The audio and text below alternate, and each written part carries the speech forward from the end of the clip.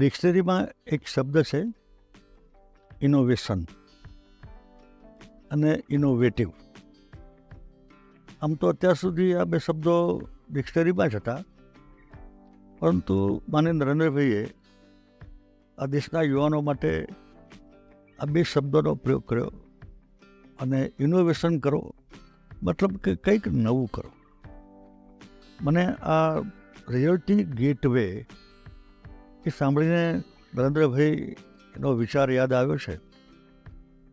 અને રિયલ્ટી ગેટવેમાં પ્રવેશ થયા પછીથી શું કરવાનું, તો મારા બંને મૂંઝવણો છે.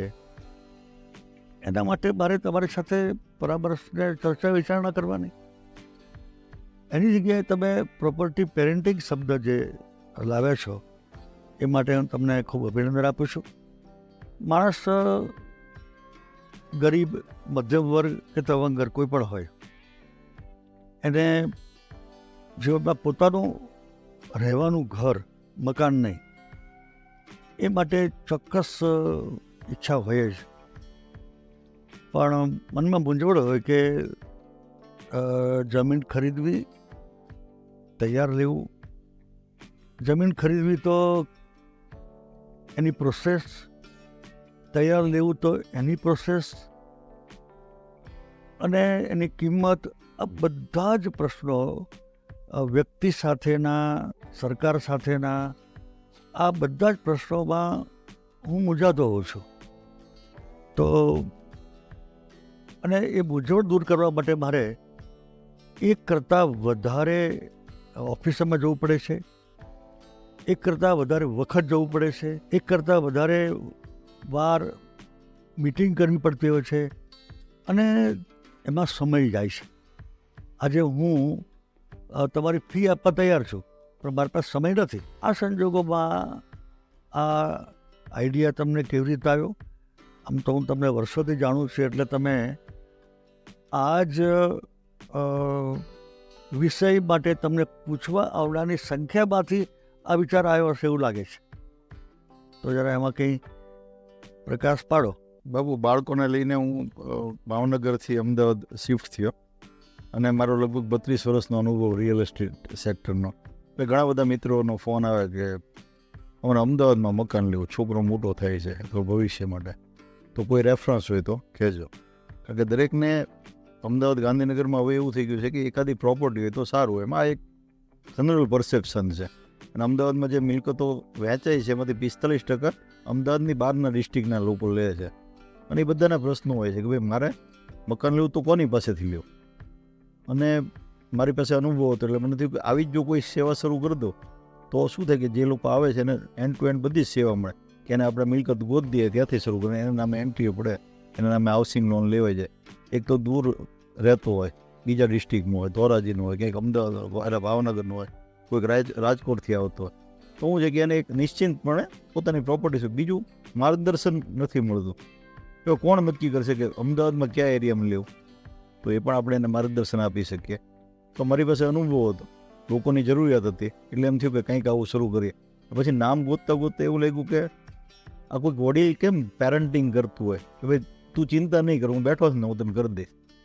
એટલે એમાંથી આવ્યું કે ભાઈ પ્રોપર્ટી પેરેન્ટિંગ. કારણ કે 90% લોકો બાબુ જિંદગીમાં એક જ વાર મકાન અથવા પ્રોપર્ટી, મકાન હોય, દુકાન હોય, ઓફિસ એક જ વાર લે, 90%. તો એને તો ખરેખર અનુભવ છે જ નહીં, કારણ કે પહેલી વાર જ લે, પહેલી ને છેલ્લી વાર. તો કોઈક એવું હોય કે જે એને વડીલની જે માર્ગદર્શન આપે અને સાથે રહીને એને બધું અને ઈચ્છિત જગ્યાએ કેટલીક વાર મળતું હોય, સસ્તું મળતું હોય, પણ એ જગ્યા પસંદ ના હોય, અને જ્યાં લેવું છે ત્યાં કોઈ માર્ગદર્શન ના હોય. એટલે એક બહુ અઘરો વિષય છે. કારણ કે મેં 3850થી વધારે ગ્રાહકો જિંદગીમાં કામ કર્યું હતું કે બિચારા આમ પોતાની આખી જિંદગીની કમાણી નાખતા હોય, પણ અઘરા વિષયને તમે સહેલો બનાવી દીધો. હા, એટલે અમે બધી જવાબદારી લઈ લેશું કે જેથી ગ્રાહક નિશ્ચિંતપણે શાંતિથી પોતાને ઈચ્છિત પ્રોપર્ટી, ઈચ્છિત વિસ્તારમાં, અને એના વતી અમે નેગોશિએશન કરી દઈશું.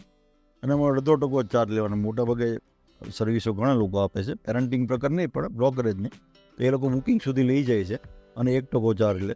અમે ટોટલ 1.5% ચાર્જ લેવાનો, ટોટલ કામના. અને એમાં એ પાસે 3 ભાગમાં દેવાનું છે. એટલે કે બુકિંગ કરાવે ત્યારે એને 1/3 દેવાનું, માનાખત આપણે કરાવશું હાઉસિંગ લોન વખતે પાસ થઈ જાય પછી. એનો 1/3 આપવાનો સર્વિસ ચાર્જ, અને 1/3 છે એ છેલ્લે દસ્તાવેજ વખતે દેવો. સમજો કે 1 કરોડની મિલકત હોય તો 15,000 અને 15 ટોટલ 45,000, એટલે 0.5%થી ઓછું થયું. 50 લાખની મિલકત હોય તો 12,500 રૂપિયા. તમે તો વ્યક્તિ સાથેના, સરકાર સાથેના, બેંક સાથેના, આ બધા સાથેના વ્યવહારો ઘટાડી દીધા. મારે તમને એક જ ફોન કરવાનો, હા. અને પછી તમારા તરફથી બીજો ફોન આવે એટલે હું મુક્ત થઈ ગયો. એનો અર્થ એ થયો પેરેન્ટિંગમાં. હા, એટલે બાપુ અમારું વેબસાઇટ ઉપર એક ફોર્મ છે, બહુ નાની એવી વિગત માંગી છે, એ ભરી દે કે મારે ક્યાં જોઈએ છે, કેવડું મકાન જોઈએ, મારું બજેટ શું છે, મારે કેવું ઇન્ફ્રાસ્ટ્રક્ચર જોઈએ છે, મારી આર્થિક કેપેસિટી કેટલી, એટલે હાઉસિંગ લોન કેટલી, આટલી એક પ્રાઇમરી વિગત આપે એટલે અમે એને બધું જ ગોત દેશું. અમે એની માટે ધક્કા એના માટે બધું ઇન્ફ્રાસ્ટ્રક્ચર તમારી પાસે છે, માણસો રોકવા પડે. બાબુ હું રિયલ એસ્ટેટ સેક્ટરમાં 32 વર્ષ એટલે મારી કોઈ એવા ટ્રેન સ્ટાફ છે કે જેને ઓલરેડી આ જ્ઞાન છે. આમાં અમે બાંધકામ નથી કરતા એટલું જ છે, બીજા બિલ્ડરોનું આ બરાબર. બાકીનું બધું જ કામ અમે કરી દઈશું. તો જે અમે મતલબ તો એ થયો કે તમે બિલ્ડરો માટે કામ કરો છો.